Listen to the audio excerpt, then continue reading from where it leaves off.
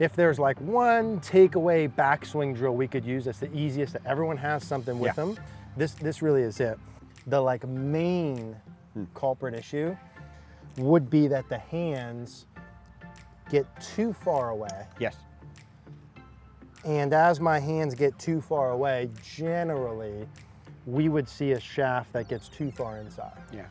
But with the tee then, to avoid that, you can see when I do it the bad way, the tee gets much farther from me. Yes. The tee starts to point towards the ball into right field, right? Yes. Mm-hmm. And then Dennis, if I did it the right way, brush myself with the tee, and as I'm doing that, notice the tee stays pointed towards me. If you want to feel relaxed out on the golf course, get rid of those first tee jitters, I highly recommend Canopy, and specifically the Canopy Gum. CBD makes sure your body feels good and will reduce stress and increase cognition and focus. Just pop a piece from the individually sealed packet and boom, your mental game is ready to get to the next level. It's super easy to get that CBD right into your bloodstream with the gum. It's most effective right underneath your tongue, and it tastes really good. I can have it right in my golf bag, I have it in my golf cart, pop it out, very, very easy to use. If you're interested in the Canopy Gum or any of the Canopy products, use code Cogorno20 to get 20% off your first order. We're gonna talk today about what we're saying, we're telling the people is the best takeaway drill / video on YouTube. Now, we looked before we did this video, and I think we have like 10 takeaway videos, so we have quite a few.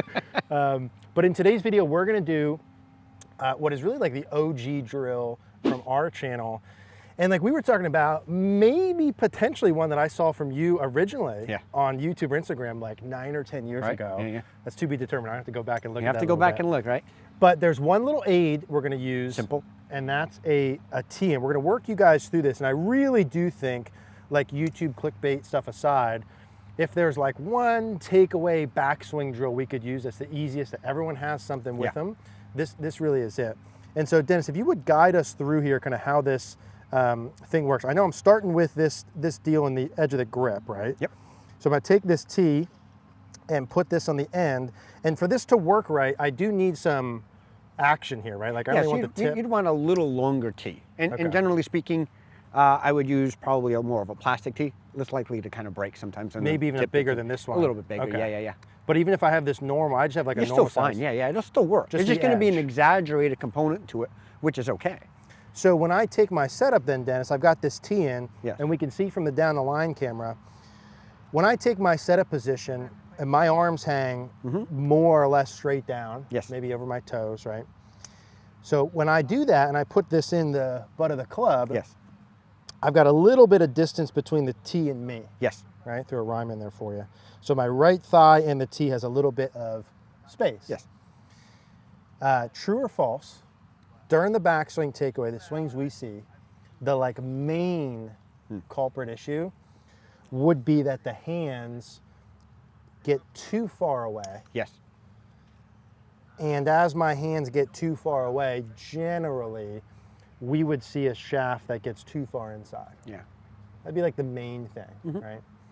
And so in an effort to solve that big problem, how does this tee work? Again, so we got to look at hand path. Okay, you got to understand that it would be, the hands would be traveling on a circle on an inclined plane. That if we had a hoop around you here, that the hands, to describe it, would be moving back, in, and then up. So because of that, that would keep the tee gapping close. So if we're looking at the circle, like I said, again, on the ground here, the club would be moving back, in, and up. Right? That would make the swing the most easiest for us to replicate with the least amount of compensations. By moving the hands away, you've now created an issue tracing the circle that would be etched on the ground. Now I have to run a series of other compensations to get it back on the plane. And again, we're talking about building a model, the simplest model possible for us to replicate without having to practice thousands and thousands and thousands of hours. Make this as easy as possible. Try to make it easy as possible. You might feel uncomfortable at the beginning, but that would be okay. By working this, it would become more and more comfortable, and then it would be less compensations being put on top of it. You think of like dominoes. Once you get that thing going, it goes. And so I want to get the takeaway in a good position to make the rest easier. And in terms of the hand path, like if we looked at the camera, and we'll throw some gears, some images on here. If we look at this hand path early and we kind of drew a line on that, that hand path, again, as a neutral model, we want to stay more or less in the line it starts. It's slowly going to work in and up. In and up, right? And so the tee that's in here, maybe that's an inch or so. If I go too far out, and there's always a cause and effect piece here. As my hands go out, the shoulder and arm rotation, club goes in. And then all that arm supination, pronation, all that stuff gets all out of whack. A lot of reaction that way on the way down. Newton's third law of motion. But with the tee then, to avoid that, you can see when I do it the bad way, a couple of things happen. I'd say two things mainly to look at on camera. One is the tee gets much farther from me. And two is the tee starts to point towards the ball into right field, right?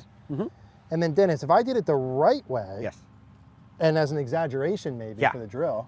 Spectrum. I almost even brush myself. I would say you definitely want to brush yourself. Brush myself with the tee. And as I'm doing that, notice the tee stays pointed towards me. And again, if you kind of think of like running a line up the shaft in terms of the shaft plane, right? The shaft would kind of stay on the plane. You can see the face is kind of pointing down, and then the shaft would be kind of outside the hands at that point, right? Which would then be kind of tracing almost the elbow plane going up to the shoulder plane, which helps keep the club outside the hands. I'm going, hands are kind of arcing slightly in. The tee's pointing towards me, hitting my leg. From my point of view, this club head actually traces just on the inside part here of that ball target line. Right? Toes down. And then you said, now we're going to start to work up the elbow plane. To the point where from there to the top then, for the backswing part of this, an easy version that you said in the video I originally saw was, hey, let's just get that tee pointed towards the ball target line. To keep that thing on plane on the top. So the 101 version is hit myself in the leg early. With the club head kind of on the ball target line. And then I would just say kind of tee down. Here's the hinging pieces. And folding pieces of the right arm a little bit nicer. And for a simple, I'm going to hit with that one, Dennis. For a simple starting point, that could be it, those 2 points. And then again, I would do this in kind of phases where I might just stop there first, stop there, and then hit it. And then go. So just break it down, and then as you get better and better at it, and then as you got better and better at it, then I would blend things better. So you could do this as like a 3-phase drill, where I would brush, get it to kind of 3, and then hit it, right? And so when I go here, I'm going brush, like 1, stop, and then hit one from there. Okay, got it. So I'm brushing my leg with the tee towards me. Pointing it at the ball target line. And then I'm hitting. And in the beginning, not to toot my own horn, those are nice little shots, but it doesn't matter if you hit them perfect right away. We'd be wanting to see what the form would look like. And as long as that piece would look good, right, then what I would do is I would remove the second checkpoint. I would just go from there up and hit it. And then I'd keep moving through these phases where I wouldn't have any checkpoints. So it's like phase 1 is maybe pause, pause, hit. Phase 2 would be like keep the first pause, remove the second. And then phase 3 is take the pauses out. Got it. And then as you're always checking the form pieces of it. And I'm just tweaking based on what I'm seeing and how much I need to feel or exaggerate. So we could say like phase 1 would be pause, pause, hit it. Phase 2 would be pause, hit it. Phase 3 would be just hit it. Even phase 3. I love your accent coming out there. With you like that, huh? I haven't lost that. There's no Texan accent They're like, in that what is yet. he saying in there? Pause, And then to your point, and then take them out. And then I would do like sets. Okay. More sets early of the check, check, and less at the end of just hitting it. And for those that do this, right, just to clarify. Because there's always feels and reels. If you're a player who goes out this way, to get the tee to hit your leg and get the club head out, needs to feel freaking wild. Like it needs to feel like, oh my gosh, my hands are way in and that club head is like wildly out. And this is where the piece we harp on so much is so important, is that like when I work on my swing and I feel that, and maybe it feels exaggerated, it doesn't matter to me, frankly, what you would say or what a coach says, if I'm being honest. Yeah. I need to see it. Yeah. And as soon as I see it on video and I see, oh, wow, that looks normal, I'm like immediately okay with the exaggeration. Yeah. But I think if you remove that part and it's just a feel thing and you don't know, you're going to think it's more exaggerated than it really is. Yeah, because it really is. Because it really is. But in the actual swing of Feeling-wise. things, yeah, the feeling wise, but in the actual swing of it, it is not. It'll look how it should, normal. Yeah, as long as you start to do it right. Yeah, exactly. So the In T time, is let's say it like that. Yeah, in time. Yeah, exactly. Like if we're working on this in the swing and I want to get my takeaway and backswing correct, I would spend way more time in like phase 1 and phase 2, very little shot time in tracer on phase those 3. mare. Just tight little draws in there. You just need one tracer though, right? That's right. That's right. It'd just be one. Tiny little foot straw. So, okay. We want the hand path arc slightly in as we go. Yep, the back tee's in. towards me. Yep. And then we're getting the butt of the club on or just inside, we'll say, when the left arm's parallel. You It'd be can like go, a good checkpoint. Yeah, rough estimate. Little yeah, rough yeah, estimate, yeah. Okay. I'm going to do one more. I would definitely say that anywhere right around there, give or take a little, like a grip length, you'd be in a great spot. And if you're practicing, you put the tee in. I would want to see, if you're in the early phases, like the tee brushing the leg. Yes. It has to brush the leg. And how easy, and this is why Danielle's title idea of this working in being the best drill, I think is true, because literally everyone can take a tee out and do this and try this. And like, if we could get every golfer on the planet to have the problem that they go too far in with the club head slightly out and like too perfect at the top. Like if we overdid those things as a whole, we'd be in a good spot. You know something? So there's a good one, right? Have you ever seen that? How many of that?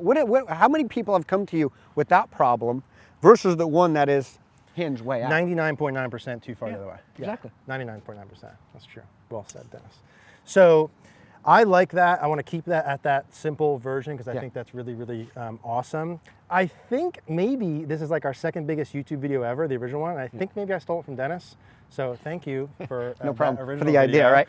If you want to check out Dennis, the gears that you're seeing on here, Dennis has that Gears 3D system. There's not a ton of them. It's really, really, really awesome. You can go see him and book in person. We'll put Dennis's info down in the description down below. You want to check out CogornoGolf.com, work with Dennis and I and the coaches online. We'll put that on. We'll also put another one of our 100 takeaway videos on the screen. You can watch that. Thanks, buddy. Hey, man. Thank you.